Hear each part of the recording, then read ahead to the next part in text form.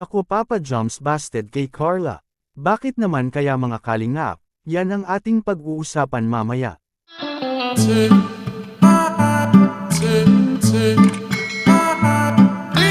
Isa namang mapalang araw sa inyong lahat mga kalingap, sana po ay lagi kayong nakasuporta sa aking ginagawang reaction video.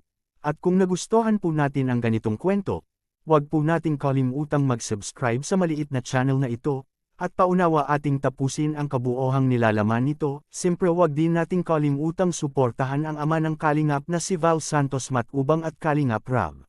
Kung ikaw ay isang solid supporter sa Jumpscarl ngayon, ay isa ka rin manghihinayang dahil ang kanilang pagpapakilig sa atin ay parang walang patutunguhan mga kalingap, sapagkat mapang hanggang ngayon ay hindi pa rin natin naririnig o nakikita na sinagot na ang ating Papa Joms sa kanyang nararamdaman para kay Carla.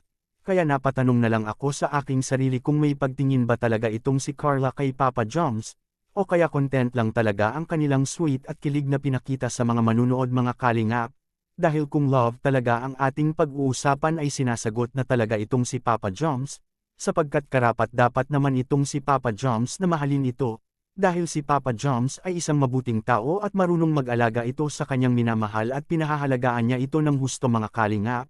Pero bakit sa lahat ng magandang loob na kanyang pinakita ay tila ba hindi niya talaga makuha ang matamis na oo ni Carla mga kalingap, which is mabait naman itong si Papa Joms at pogi din pag yan ang pag-uusapan mga kalingap, o kaya gusto pa talaga mag-aral pa itong si Carla mga kalingap, dahil isa din yun pangarap niya na makapagtapos ng kolehiyo bago siya dumating sa ganyang relasyon mga kalingap. Dahil yan naman ang ating naririnig sa kanya kapag sila ay nag-uusap mga kalingap, ay yan ang ating maririnig lagi at wala nang iba, na bago niya sagutin si Papa Joms ay tapos na siya sa kolehiyo para makatulong na siya sa kanyang mga magulang sa kanilang pangangailangan sa araw-araw, para hindi na sila lagi aasa sa mga nag-sponsor sa kanilang pangangailangan mga kalingap, at para din ipagmalaki ito sa kanyang magulang at sa kanilang baryo.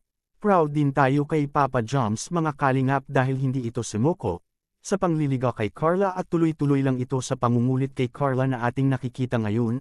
At bakit naman kaya talaga hindi pa kayang sagutin itong si Papa Joms mga kalingap, sa kanyang nararamdaman para kay Carla na matagal na itong nagpapapansin sa dalaga, at ito lang ang sinabi ni Carla mga kalingap sa pagmamahal ni Papa Joms sa kanya. Ating makikita sila sa video kung saan sinabihan itong si Papa Joms na diretsuhang walang pag-alinlangan, tara ating panuurin sa maikling video. Akala ko nga baka mabigla kang magdapat ka na agad.